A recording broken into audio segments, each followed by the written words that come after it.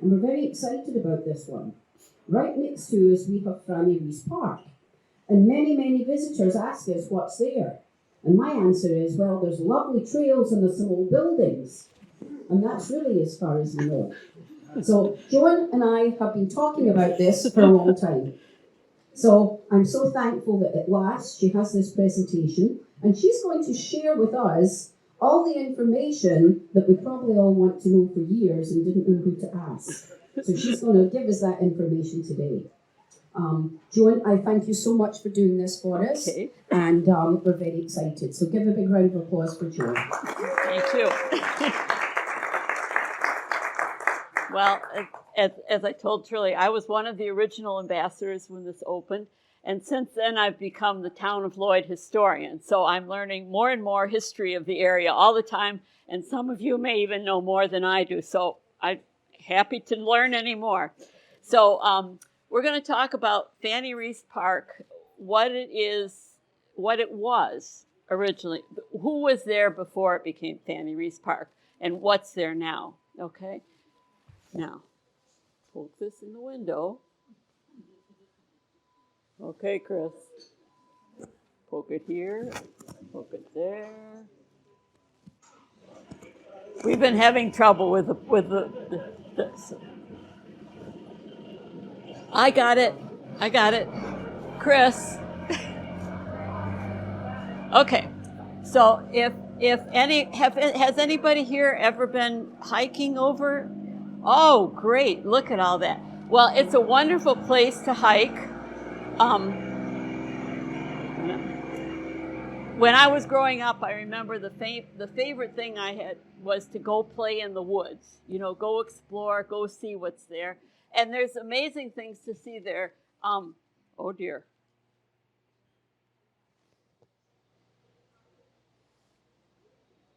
There. So last time I was there, I found an eastern box turtle, and there's some amazing walls there, and it's just a great place. But people have asked me, what are all those old structures there? You know, what were they originally? You know, who was living here? So that spurred me on to say, okay, I'm going to go find out. All right. So one of the challenges is, okay, we've got that piece of land and we want to know who was there 100 years ago, 200. The best thing to do is if we could find a new map and put it on top of an old map. That would give us a lot of information. So let's look at a new map. Okay. Guys. Chris.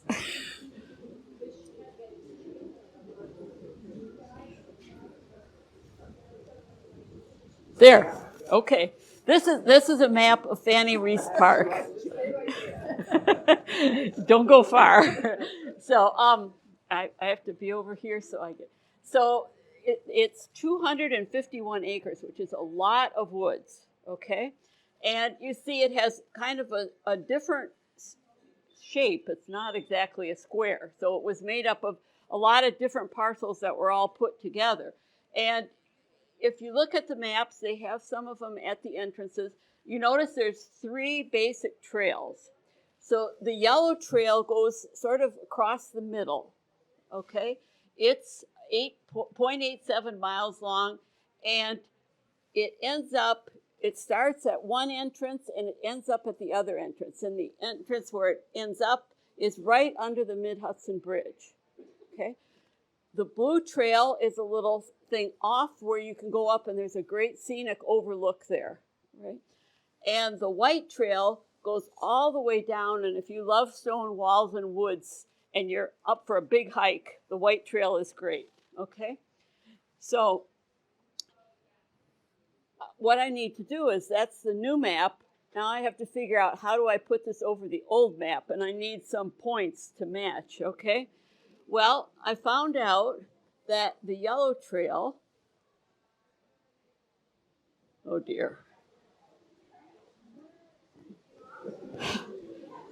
Sorry, folks.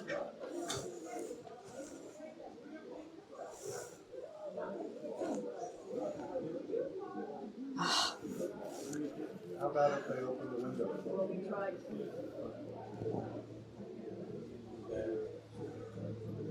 I'm trying every space I can.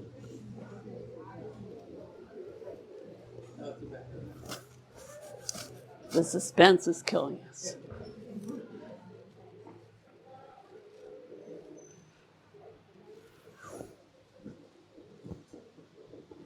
That's backward. There we go. Okay. So it turns out that the Yellow Trail was once known as the Old Louisburg Road. Now, not many people here have heard of Louisburg, but this is a picture from an 1858 map. And you see Louisburg? That was down by the river. This is before the railroad came through. There were places of people lived there and people worked there down in Louisburg. So you also see on this map way up above there, it says New Paltz Landing. So way before the railway bridge was built, there was a ferry that went from New Paltz Landing across the river over to Poughkeepsie. It went to 3 different places. So that's Louisburg. Okay. Oh, okay. Okay, this works. Here, you can have this, Chris. Okay, so at the time in 1871, which is about the time that people started building over there, Louisburg had, you can see right along the river, they had 2 groceries, 3 cooper shops. In a cooper shop, they were making barrels because they're shipping a lot of stuff down to New York City, so they need barrels to put this in. 1 schoolhouse and 20 dwellings. So there was things going on in Louisburg before the railroad came through and wiped out a lot of it, okay? And it turns out that Old Louisburg Road matches the Yellow Trail. So now we have a point we can reference old ones. Works like a charm. Okay. So in 1865, the first mansion was built over there. And it was built by a man named Dr. Charles Roberts. He was a dentist in Poughkeepsie. He bought 93 acres first and then another 65. Back then when they bought big parcels, right? They were used to farms. And by 1870, he built a mansion there for his family and moved them across the river. Also, in 1867, there was another man named Philip Herman, and he bought 50 acres, and his family lived in New York, but they came up and spent the summers here. A lot of people in New York wanted to get away from the dirt and the noise and the disease, so if they had money, they built a summer home up here, and they brought the kids up to get fresh air, you know. So in 1874, he built a summer mansion. Okay, this is a picture of Dr. Charles Roberts. He grew up on a farm, and he struggled, but he managed to with a lot of debt, he made it through medical school. He graduated in 1846. He looked around and said, I think I can make more money being a dentist. So he settled in Poughkeepsie, and that's where he practiced painless dentistry. He invented it. The thing is, you probably wouldn't want to sign up for that today because he used morphine, tannic acid, and arsenic. So it was a solution, but not a great one. Okay. Then he made his fortune investing in railroads.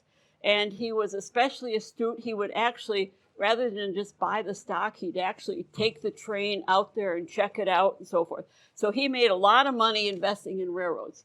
And he married Catherine Freeman in 1866. If you do the math, he's 45 years old at that point, and he's actually about 20 years older than she is. But anyway, he's got money, so okay. So this is a picture of his wife. This was taken quite a bit later. This was actually taken after he died. But I want to read you. You can't see that very well, but let me read it to you. This will give you an idea of what life was like. So This is 1872. This is 2 years after they built the house. It says, on Saturday, as Mrs. Dr. Roberts and her mother and Dr. Roberts' 3 children, they were 5, 3, and 1 at this time, were coming from Highland in a 1-horse, 2-seated wagon on the way of the river, having passed through Louisburg, and while ascending the steep hill near Dr. Gaylord's grapery, the traces broke, letting the wagon free from the horse. The vehicle quickly ran down the hill, off a precipice, and brought up against a tree 100 feet from where it started. The occupants were strewn along the entire distance. Mrs. Dr. Roberts received a severe cut in the head and was injured also in the back. Her mother received hurts about the ankle. One of the children, all of whom were girls, received a severe scalp wound, and the other 2 were more or less injured. The nurse was only slightly injured. The Eagle says all the sufferers will recover. So if any of you have hiked up that road from under the bridge, if you can imagine going up there in a wagon with a horse and your mother and your kids, and these were strong women. Okay.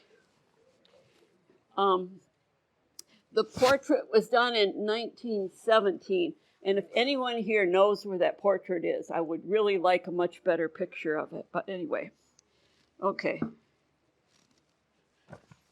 Oops. Can we back it up?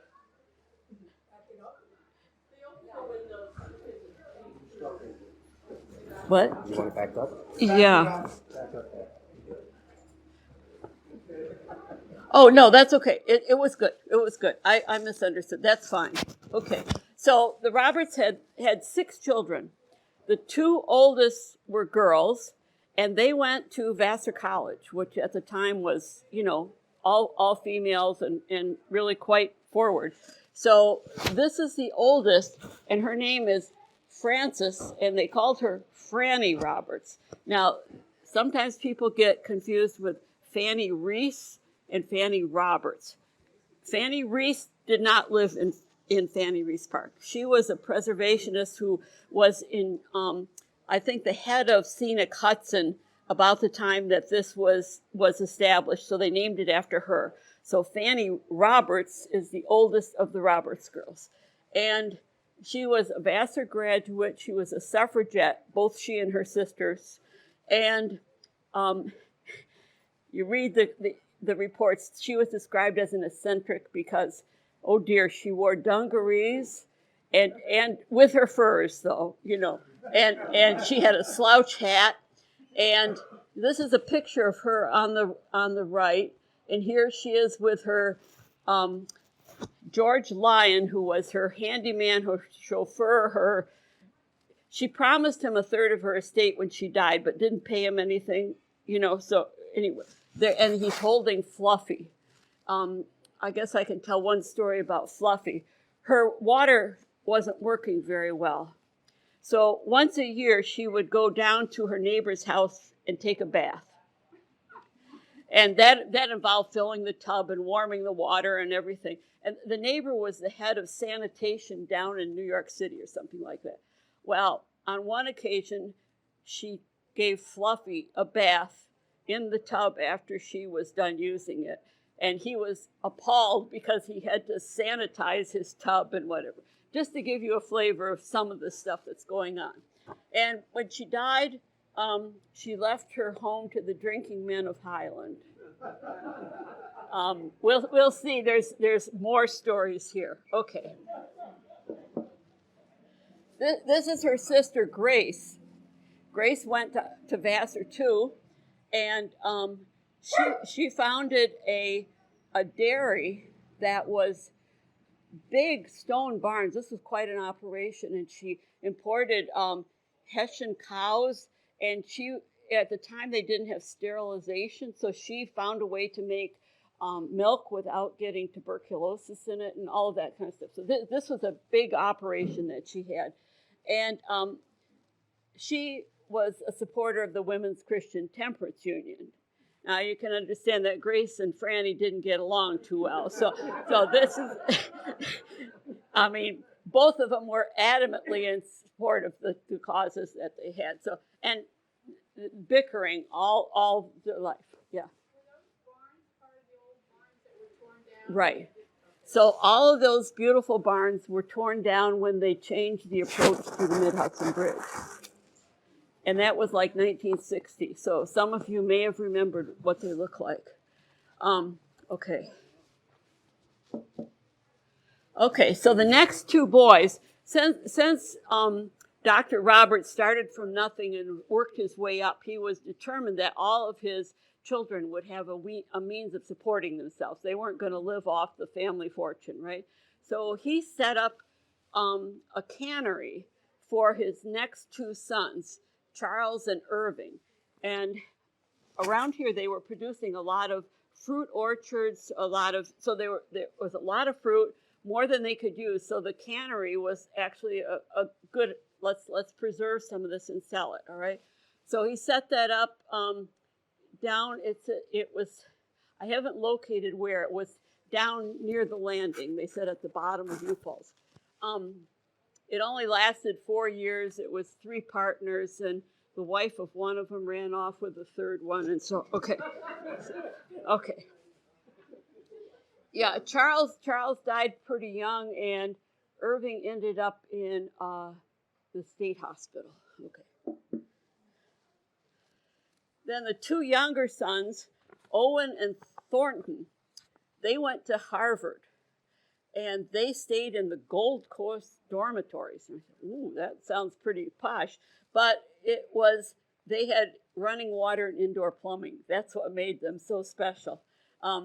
They were rich boys, and they had ice boats and race horses. And this one article here says, a novel scene on the river one day was that of Thornton Roberts in his automobile towing Harry Van Cleef's ice yacht down the river from Hyde Park. The ice is perfectly safe, and the river is now affording the automobilist the greatest sport of their lives. So that must have been quite the thing.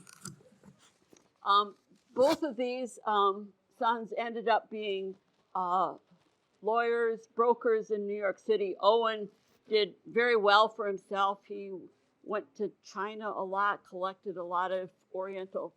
So they had a pretty exciting family. So this is the house that they built. Now this is an engraving that was published in 1880, which would have been like 10, 15 years after they built it. And it's the only picture we have of the house, but I think it's kind of like an architect's suggestion, because if you look at it, any of you who've been up there, you notice that the front is an octagonal shape, that tower, and on this picture it's square. And they've got the perspective a little bit mixed up here because the barn is further that way and so forth, but this is what it looked like at one time. So to give you an idea, around 1900, here's what the household looked like. You see the father and mother and the 2 girls and Irving, and then look at all the servants. So they had people doing the laundry, they had people doing the animals, people doing the cooking, it was quite the operation.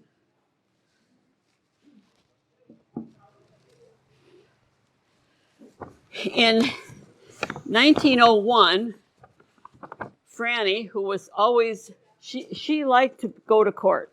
So she, in 1901, sued to have her father declared incompetent so she could manage the estate. Well, I've got a whole box of letters if anybody is interested in transcribing, and supposedly there's stacks of papers up in the courts, but she kind of ran the farm. Grace went off and did her own thing at her farm, and the father was just like watching every dime. So you can imagine there was a whole lot of conflict going on.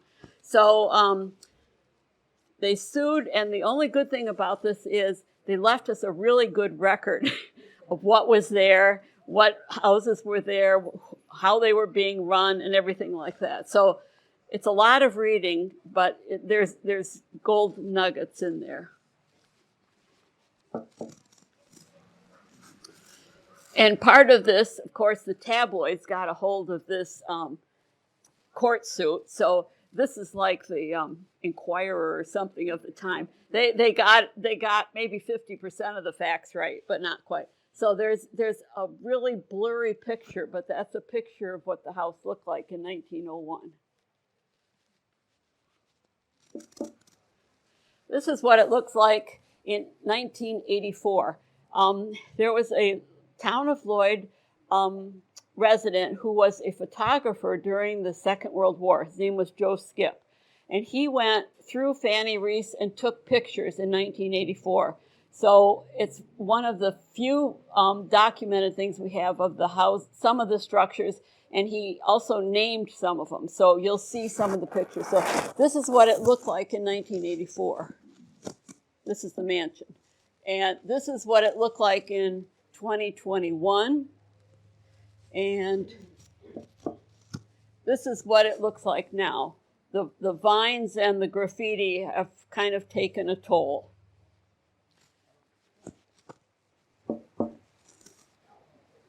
Okay, if you go a little past the house, you'll see another structure that has got a lot of stonework. A lot of these houses built along here had fires. And once there was a fire, it was all over because there was no water. You know, they didn't have a pumper that could get it up to the second story. So once the house was on fire, it was pretty much gone. Well, these had a lot of stones, so that's what you see standing. So what this is the carriage house and the stable. It was kind of built on different levels, so the horses would come in at the bottom and they were down there. And on the second, it was higher. You'd come in from the other side, and that's where the carriages were. And then the feed and everything was up on the third story. And this is what it looks like in 2021. You see some of the stonework on the peak is falling down. This is kind of interesting. This is because they were in court so much. We have some personal recollections here. Okay, it says, so this is the instructions of Dr. Roberts to his executor. He says, if my will is contested, my family and outside fools will make a hubbub about my not keeping horses and carriages. I've done so up to the last spring, 1904. My wife sold the horses, and up to the present time, I have declined to buy more. I found new carriages get out of fashion, my wife's opinion. Sold and money squandered, and most always something a matter with one of the horses, and sold and money squandered before she sold the last span of horses. Irving, this is his son, had settled down with a family with 2 horses, one a saddle horse and one a buggy horse, all for his pleasure, which his mother approved. They do not consider that my income has been very small until recently, and want to live as though all my property was productive. He soon found buying food for horses did not pay. So back then you didn't want a hot car, you wanted a fine horse with a fine carriage. So that's what was going on there. So this is a picture from that same tabloid newspaper of the stock barn. Now, it's hard to say. I don't think this was the carriage barn. I think this is the structure on the other side of the house where they kept all the cows and pigs and all the livestock, okay? And that's what that looks like. This is ruins of the stock barn as they looked in 2021. You see the foundations are all there, but the rest is gone. This is a barn on the adjacent property further south that was built about the same time. So it gives you an idea what might have been there. You see the stone foundation, and then it would have had the wood part above it. Also, I found an old map which showed that at one point there was a gateway between Old Louisburg Road and the mansion. And you can see here, one of the pillars is still up there. And if you look carefully, you can see on the map it had kind of a curved entry with a pillar. So that was what was originally there, which would have been, more of a grand entrance to the place.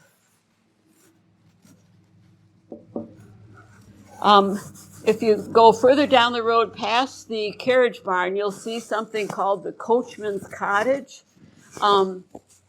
There's a picture of Joe Skip standing next to it in 1984, and you'll see what's left of it here.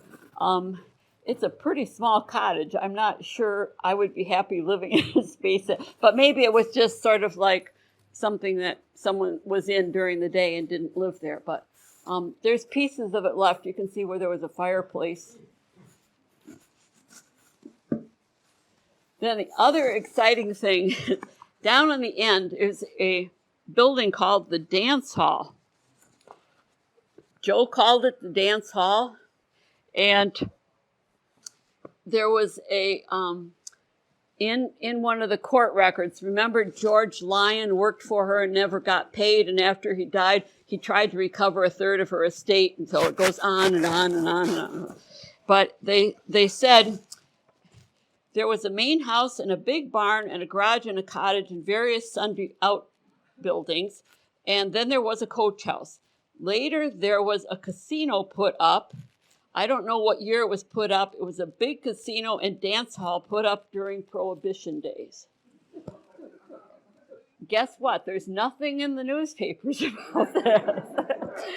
So I'm hoping that somebody locally remembers something about it. Maybe they went and played here as a kid, but I'd love to know what went on there. And then the fact that Franny left her estate to the drinking man of Highland kind of all fits, All right. And the guy who testified about this was the town supervisor. So we know there was a casino here. If I won the lottery, I'd, rebuild it, open a party. Oh, anyway. Okay, what's next? Oh, and this is in the paper on her will. It says, this is Franny, the oldest daughter's will. It says, I will that all my property, wherever located go to city, bank, farmers trust, to be held by them in trust to maintain my property in the town of Lloyd, Ulster County, New York, as a temporary home for drinking men. They threw the will out. She died in 1949. Her sister Grace was the executor. She died in 1958, still hadn't been settled. They finally settled it in 1969. So it just went on and on and on. This is another building that was built on the next property, and it gives you some idea of maybe what the dance hall might have looked like. It was the stone with the brick corners and the brick around the windows. And this was built in 1929 by the Bolognese family, which is about the same time as Prohibition. So just to give you an idea what the dance hall might have looked like.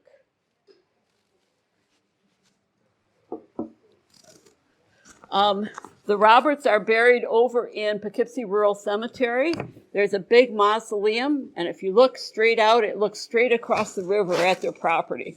And Charles and his wife and 5 of his 6 children are married, and guess what? Franny said, I'm not being buried with the rest of them, so she's buried with her great-grandfather down in New York.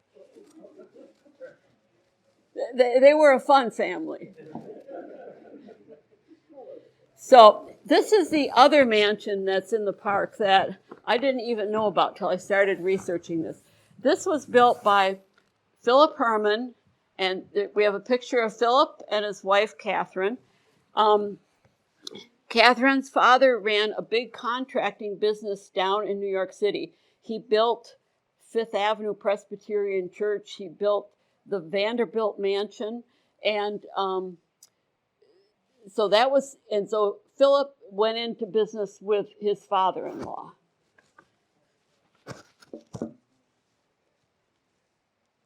This is an example of the building that his father-in-law built. So you can see he was a big-time builder.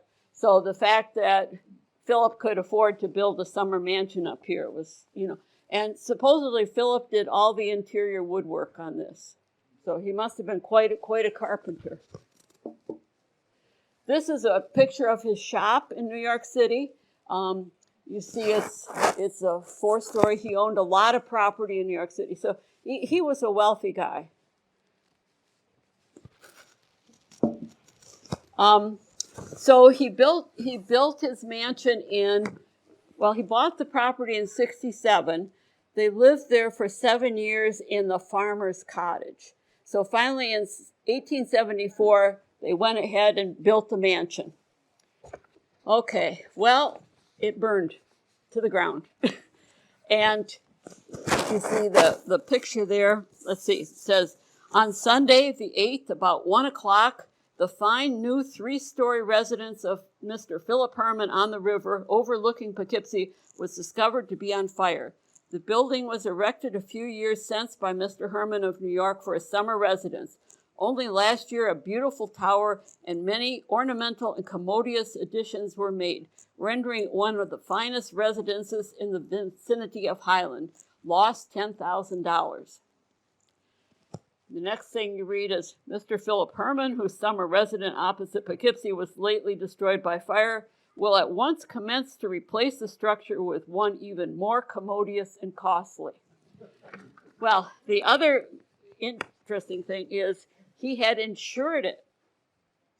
And the insurance had a clause that said it was invalid if it was vacant and unoccupied. So the insurance company said, we're not paying for it because it burned in February when, nobody was living there.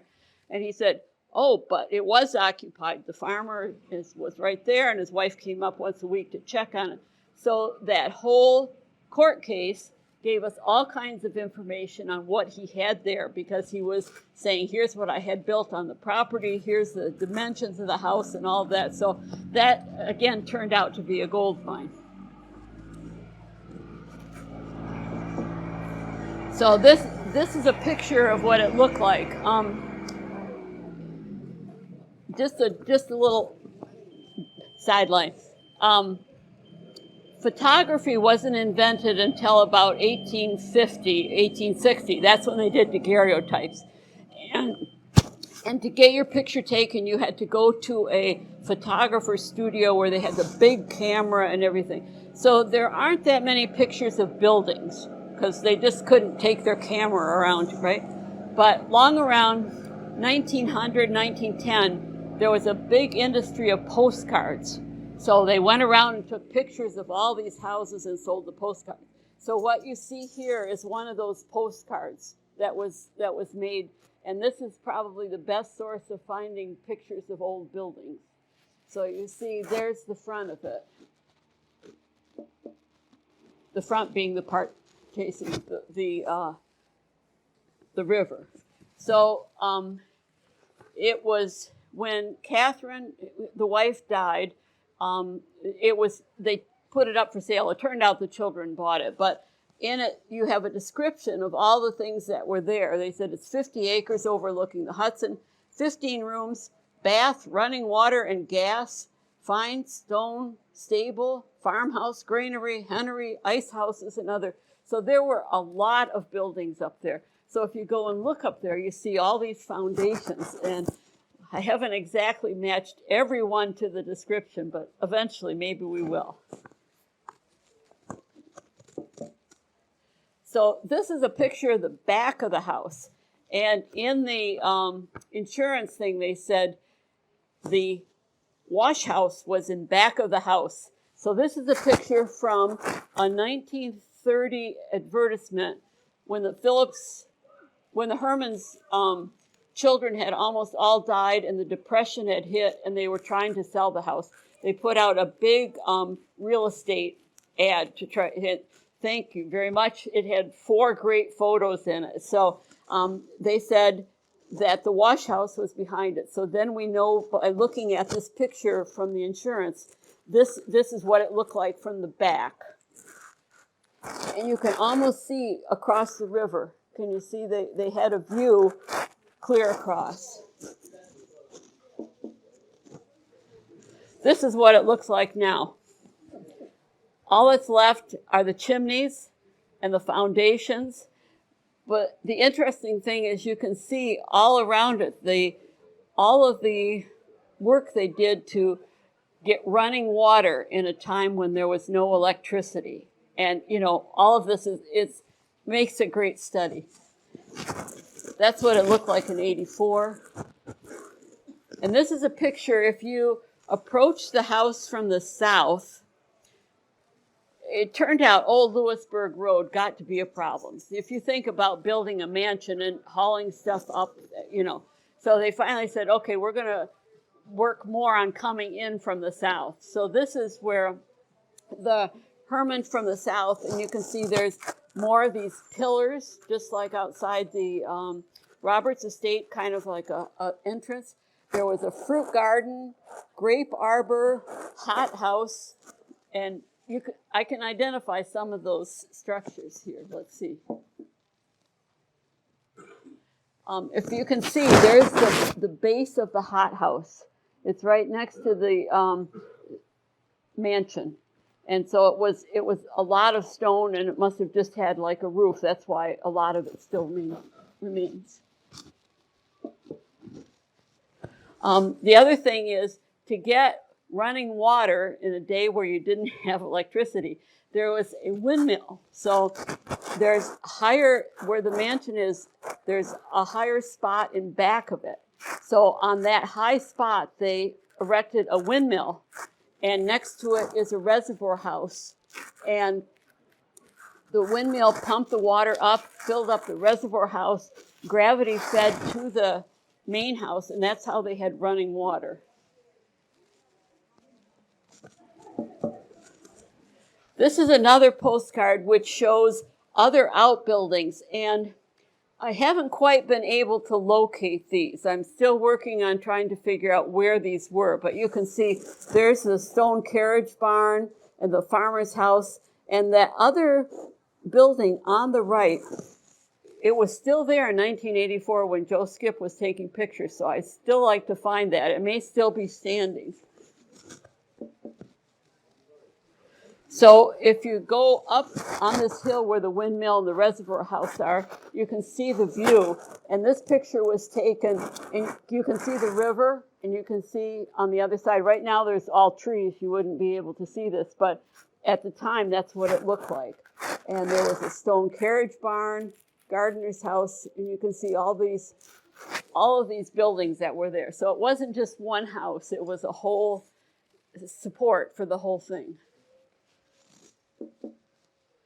Then, in 1969, the house went out of the family. I can't figure out when. Eventually, Fanny Roberts claims she owns it, but I can't find any legal documentation. Anyway, in the court records for her repairman, it mentions the Herman house and whatever.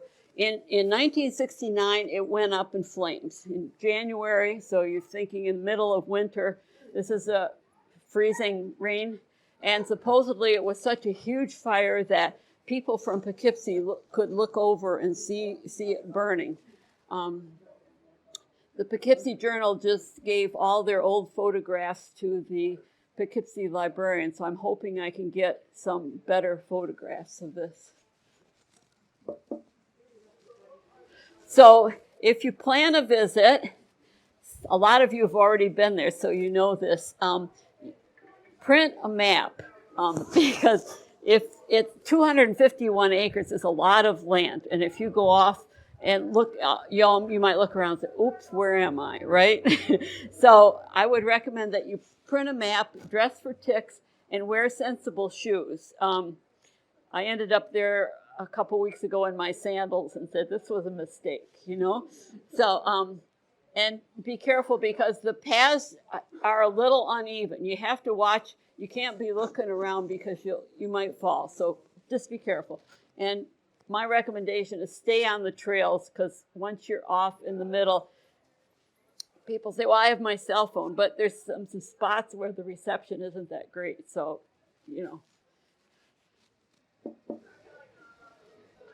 So this is where you get to it from here. If you take Haviland Road, which used to be the entrance to the bridge, and you go down right next to the bridge, there's steps down. It's about,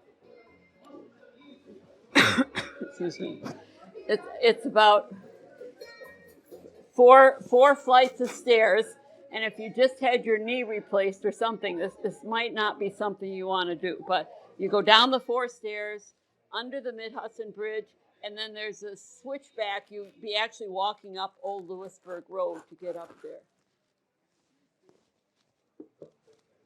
And the other entrance is on the south. If you go down 9W and you go to the Walgreens, it's Max Lane.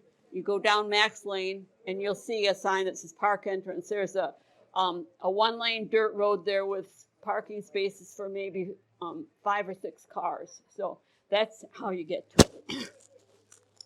Okay, I'm done.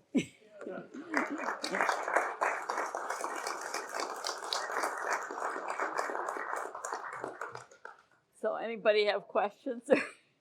Yes. Yeah, I think he got about $7,000. He thought he was owed about $45,000. Yeah. Was one Robert still living there in 1955, 56?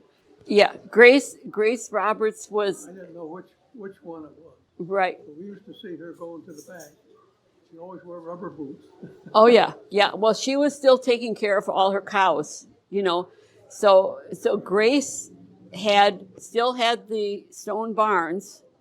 Grace died in 58, and when they changed the approach to the Mid-Hudson Bridge, that was 1960. So she had just died when they took the stone barns down.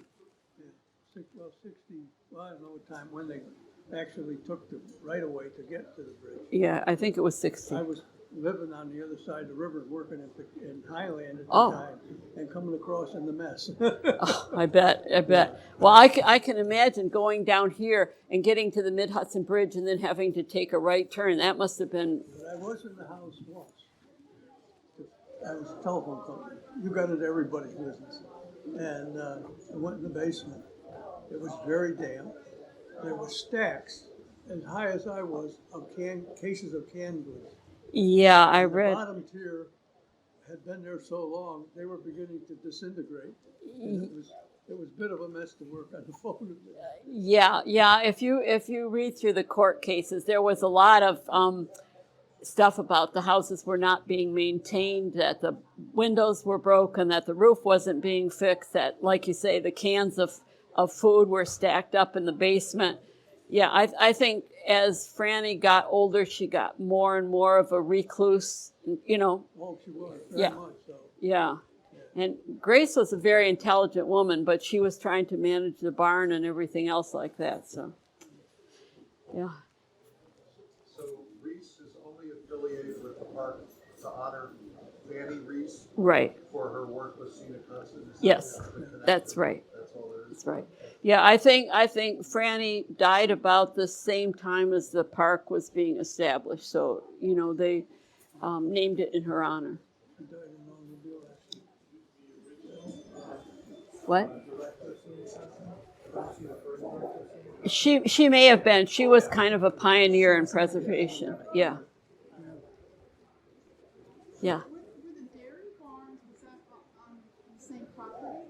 No, the dairy barns were on a property that was north of, you know, where Franny Reese is now. If you imagine, you know, if you're going across the bridge now and you see the clover leaf and what, they were right up there. And yeah, they were beautiful stone barns. There was also a place called the Reuben Deo Tavern, which was a stone house that had been used, you know, with stagecoaches way back. And they tried to save that house. And actually there were professors from Vassar who chained themselves to the porch and that sort of thing. And then the state said, okay, we'll give it a year, we'll hold off for a year. And the next day they came in with their bulldozers and took it down. There's a lot about that in the newspapers. Yeah. Oh, well, the approach that was there is this Haviland Road right here.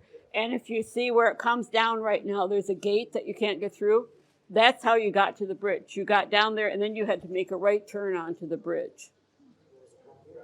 Yeah, especially in the winter and stuff like that. It was, it was a pretty nasty approach. Okay.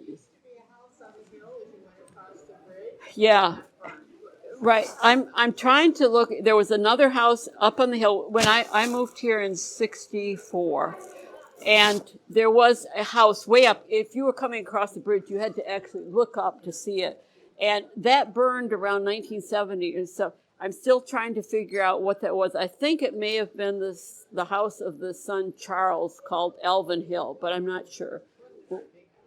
It wasn't very big, but it made a pretty spectacular fire. Yeah. Is that the area right below the overlook? There's still a lot of brick foundations. Yeah, if you take the blue trail up to the overlook, you can see there's foundations up there. Yeah. Yeah. And what were the parts that were the most difficult? It took a long time because it's really, as town historian, I get a lot of questions. Oh, I just bought this house. Who used to own it? What did it look like? And part of it is we don't have photographs. Part of it is to trace the deeds back. It's difficult because I grew up in the Midwest where everything was laid out in a neat grid, and the lot sizes didn't change. And around here, we've got hills and mountains and streams and whatever, and you have big sections of land, and then they split it up between the 6 kids, and so to trace all those deeds back is a lot of work. So the biggest clue was when I finally figured out this was Old Lewisburg Road, and then I could overlay that map on top of the old maps, and, that helped. And it helped a lot.